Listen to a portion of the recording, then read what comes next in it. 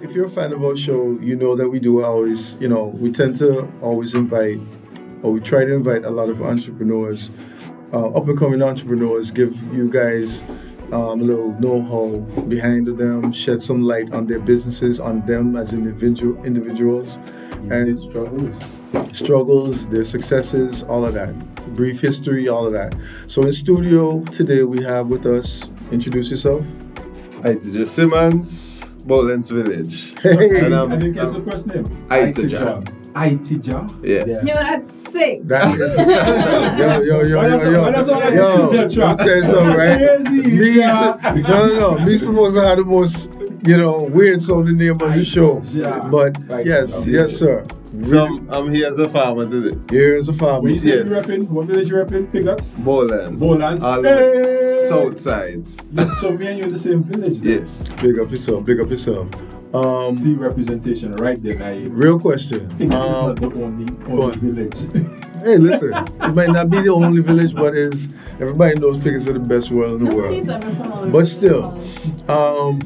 no, you say you're here today as a farmer, so that means you're a man of many hats. Then, what are the things that you're into or masters of? Okay, so by profession or by what my career is, I'm a mechanical engineer. I did a master's in renewable energy, energy efficiency. I'm into designing of HVAC system, heating, cooling, ventilation for commercial buildings, and I still do farming. Todd, wait, I'm a guy for you name. So we get two rubber band with a banana peel and a battery. You can do something really crazy with We them. make something. Hey, listen! Okay, so you say you're a farmer, right? Okay, what do you specialize in? Or what is your cash crop? Well, I do watermelons and peppers. Okay. I used to grow about 10 different crops, but I realized that that's a waste of time. Okay. I learned that early. My friend said that to me the other day. He's a farmer. He says that you just Yes. stick to something you're really good at and keep it there. Yeah, it's a waste of time to grow about 10 different things. You don't see Much return. For me. It was working, but it's too much labor to do so many things. And one of our biggest problems in Antigua, you don't have manpower. Right. Labor is a big issue in Antigua. Really? Yeah. What do you mean we can't don't get have manpower? manpower? And I'm talking about on some farms you get paid like maybe $120, $130 a day. When you say we don't have manpower, is it that we don't have the people or we don't have interested people? Let me say interested people.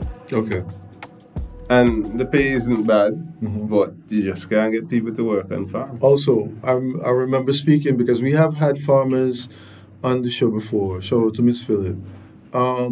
One of her concerns was after you take your crops and your produce down to the market, there was this issue of still having to kind of solidify yourself to actually have a good turnaround or a cachet of customers to come and buy your products. Did you ever have that issue? I don't have those issues. Not an issue. Because the crops that I grow, it's kind of like I'm the only one that go. The type of peppers I grow, I'm the only one that goes there. Okay. All right. And it's in high demand. The melons, you have a few folks catching on and starting to grow them, but I mean, I've made a name out there in terms of melons, so.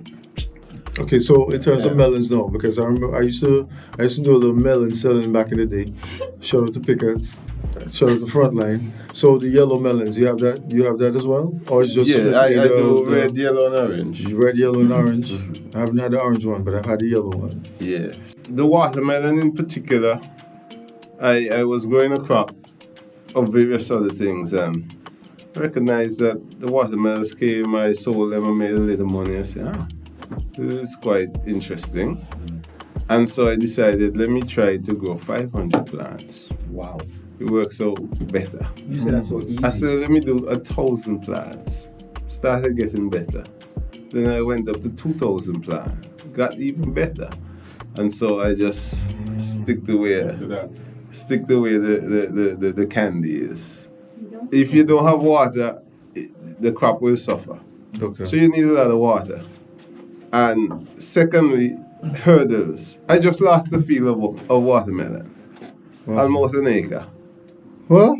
Yes. What? Somebody like Rats and mongoose. Yeah, I heard What? about that.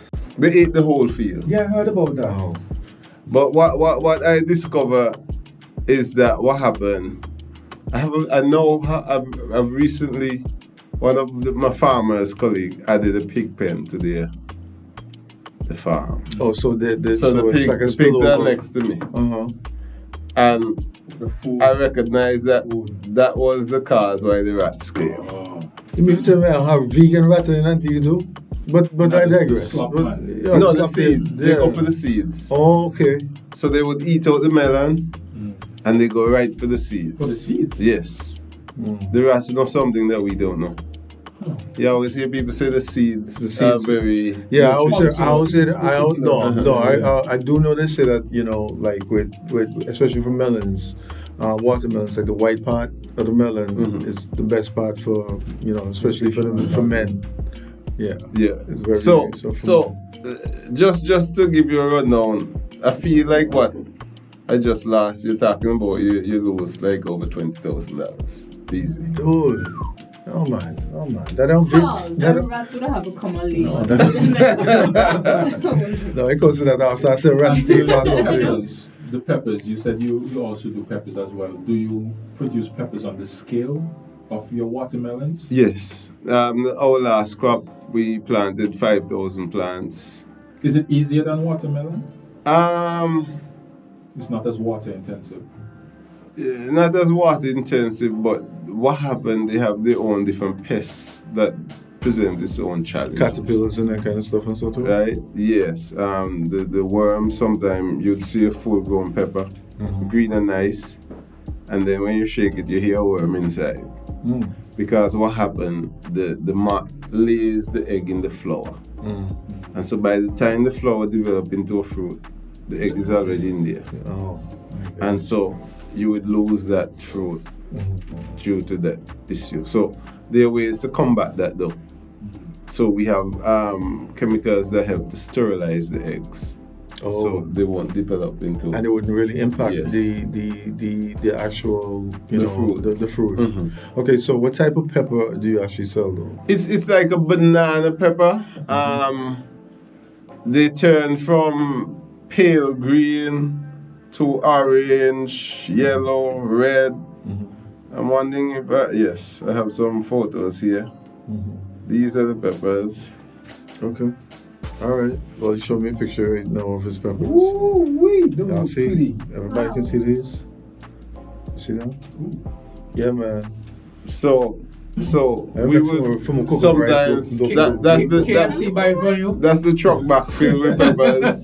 So sometimes we would do two of that in a week. Ta, from a cooking rice, it looks beautiful. Do you have problems with theft? No, fortunately not. No. Hey, thank God for that. And I mean, Amen to that. it don't make sense to steal these Right. because I'm the only one that grows them. So it's literally easy for me to pick you up and find out. Okay, Yes. what farm you get them from? You might get away for maybe a week, 2 weeks, but they will appear on the market.